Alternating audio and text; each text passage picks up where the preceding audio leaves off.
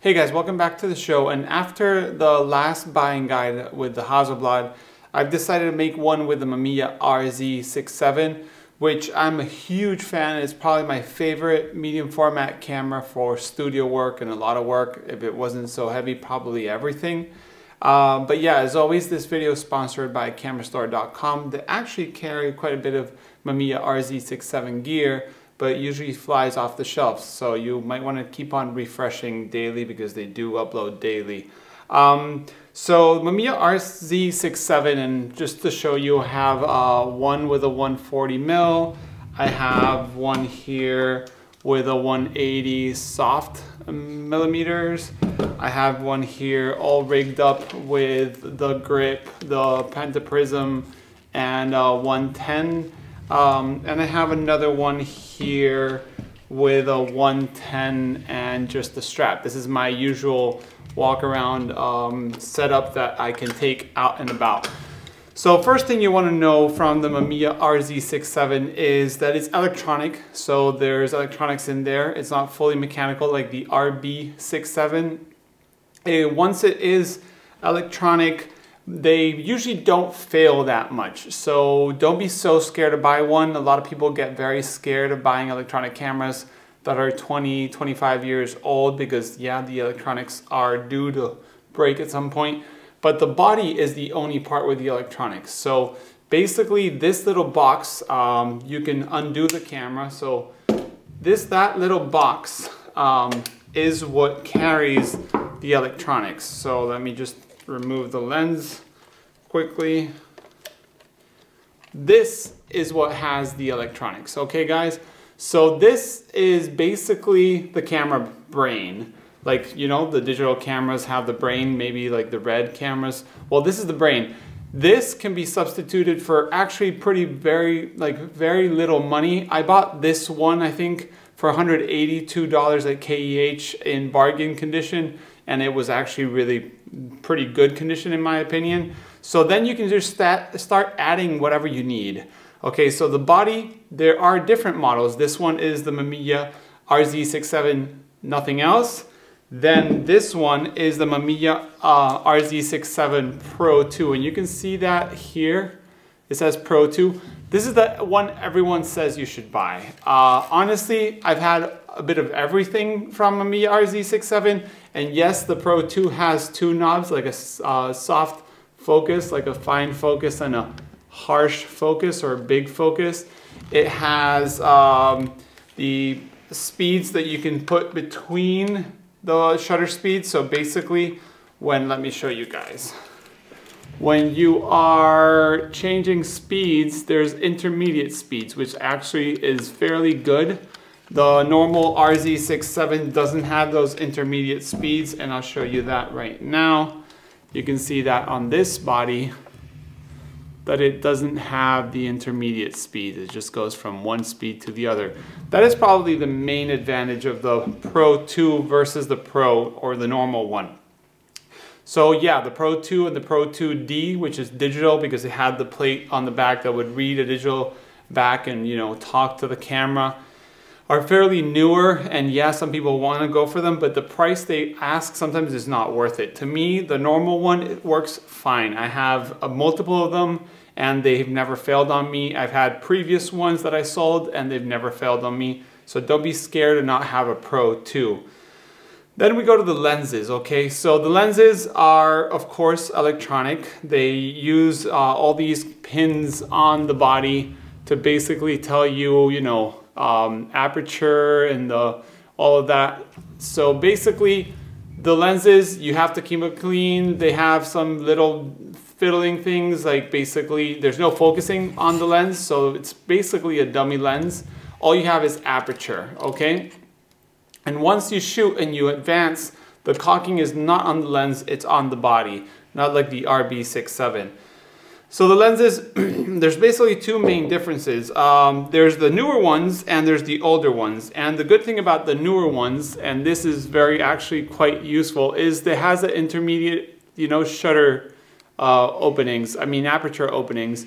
So you can be at 2.8, this is a 110, you can be at 2.8, and then to go to f4, you can kind of stop in the middle. It has like a wider click. It doesn't have a click in the middle, but then if I grab an older one, and let me just put the hood up, it doesn't have so much space between stops. You can leave it in the middle and it will still shoot. It's a dummy aperture, okay? It will basically stay in that middle position, no problem, and it won't open or close all the way to f8 or f11. It'll do a middle ground. But yes, if you're gonna be buying new, maybe try to get the newer version. How do I know which one's the newer version? It has this little W here, and that is what indicates that it's newer. And then you can see the spacing is bigger. Okay, so let me show you one next to the other. Spacing is bigger. So you can tell which one's newer and which one's not. This one is older, this one is newer. So basically the lenses are that. The normal lens in this camera is the 110 2.8, also the 90 3.5 and the 127 3.5, 3.8 depending on the version. Then the longer the lens is, the cheaper they are, and they get really cheap, okay? For example, this 180 that I have here, which is a soft, I bought brand new, and it looks huge because it is huge. It was brand new, and I think I paid $100 shipped. So the 180s are awesome lenses. Don't think they're not because they're so cheap. Camera Store right now has them for like 80 to 100 euros if I'm not wrong. The 180 is awesome. If you go to wider, of course, everyone wants the wider ones for landscape and whatnot.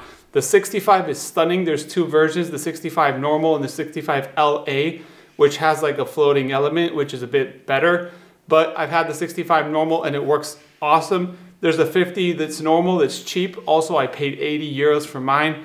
Then there's the ULD, which is like ultra low dispersion elements and whatnot, which is supposedly much better. And the friend of mine that has an RZ told me it actually is much better. And then you go all the way down to 30, I think it's 7 or 30, yeah, 37 millimeters. It's a fisheye, so you can shoot skateboarding, whatever you think like that.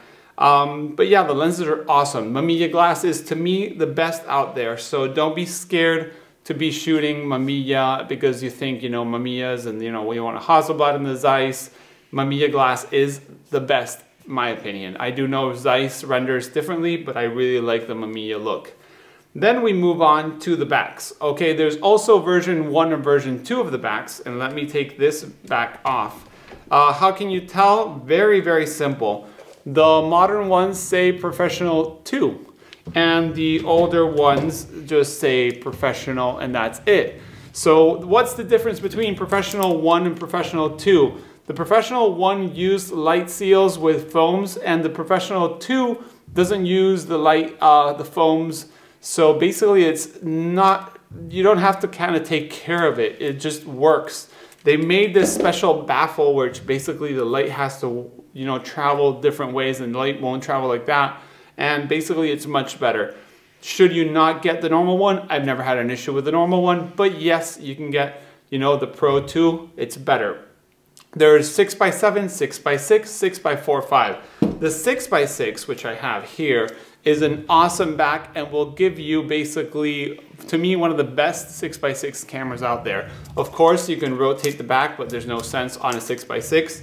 You can see the difference in the back. One is square, one is rectangular, and that's the differences. But yeah, I love these. You can't adapt the RB67, which is sad because it would be awesome to have the 6x8. You can use Polaroid backs and it gives you that square big chunk of 7x7 Polaroids or FP100C Fujiroids. It does cut the corners a little bit, but I love that. One thing I didn't say about the lenses is the Mamiya RZ67 will take the RB67 lenses. So not only can you buy all the RZs, but you can buy all the RB lenses. And they work, why? Because the RB lenses have the shutter in the lens, so they basically mount and you use the shutter on the lens to shoot the picture. I've never done it myself, but I do know it works, so it's not something that's new or, you know, a secret. Then we go to the viewfinders. You have your usual waist level finder, which has not had different versions, so it works really well. Has a little pop-up and you have your little loop there, which helps you a lot. It's big. It doesn't cover 100%, okay? It covers like 95%. I've had a lot of pictures that I was cutting on the edge of like, I don't want that in my frame, and then it was in my frame. So take that in mind. Then you have the older prism. So this is the Mamiya RZ prism. You can also use the RZ67 prisms. This one's, you know, kind of gives you some meterings, even though this one's beat up and broken, so I don't care. I just want it to hold my camera up to my eye. And by that, I mean, when you're holding the camera, there's nothing I like less than people that shoot up your nose. And by that, what I mean is a lot of people out there are shooting these cameras with the waist level finder and they're pointing up. It's a style, I guess people like it, but I really like the whole idea of the pentaprism. This is the newer model. As you can see, it has the little settings on the top. This one lets you shoot like intermediate stops, which is also awesome. Do plus minus compensation for exposure, and it basically meters. So it's an amazing little device. Other things it has like little mirror, like it tells you if your dark side is in, it lets you rotate and whatnot. So when you're buying it and you're looking for things to be careful, one of the things that you hear a lot basically is that the rack and pinion on the focusing, because this camera uses bellows. So let me just show you. This is the bellows. So that these little teeth could be broken. Okay, I've never seen anyone with a broken one. Actually, this Pro 2 kind of has a little click on the middle. So look. I don't know if you guys can hear it, but look. It has a little step on it. So basically that could be something that's failing, but I've never had a problem with that. You can focus super close. It has the indications for correct exposure, which I'll do in a review. You want to check the bellows. Of course, having bellows, you want to make sure the bellows don't have little pinholes. You want to make sure it fires. If it doesn't fire with there's no film, but there's a trick to it, and you just basically put it on multi-exposure. You see here, multi-exposure, the M. You want to take the back off because if not, you won't be able to shoot. And then you can start shooting. This one's locked. Make sure your camera's not locked. And there, you can shoot. Okay? Basically, that's the way you can test it. You can test the different speeds. It's a 15th of a second right now. So let's go to 1 second. You see? It's electronically controlled, so it always, at least in my experience, works fine. I've never had a lens that just doesn't open or doesn't close, but you just might want to check that out. It has, what else does it have? The grip, which is useful because it's a heavy camera and you want to carry it around. You want to get one of these grips, and they even shoot, which is very nice. I have a grip and it didn't shoot, something's wrong, so make sure you try it. It plugs in the bottom here. You can see it has a little plug here, which is fairly useful. It uses a battery, and I probably have to check the battery right now. And also it comes usually with a motor, which I think nobody uses it nowadays. The battery is the LR44, which is that battery that is used in many, many cameras. It lasts forever and it goes on the bottom, so make sure the top is there and you can lock it. This is the little hole for the motor. As you can see, it has little gears in there. Probably never going to use that. Tripod mount, you want to make sure that's okay. But yeah, basically that's all you have to check. You want to check, you know, advance and whatnot. So you want to check that out. But you can put it on, you see? It's just a little box.